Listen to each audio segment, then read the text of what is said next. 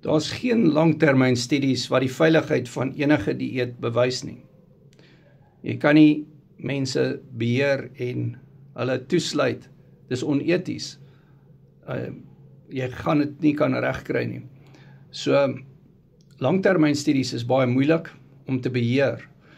So, die meeste studies wat bestaan is voedselfrequency studies wat bestaan en waar afleidings gemaak word. So, wat die hartgesondheid betref, is daar studies wat byvoorbeeld oor cholesterol gedoen word, en waarvan ek weet wat die veiligheid van byvoorbeeld met die lean mass hyperresponder studies en so meer. Dis korter studies wat oor 'n jaar tydperk gedoen is. En die resultate daarvan was positief gewees in die guns van die carnivore dieet, wat geen opbou van plaak getoon het nie.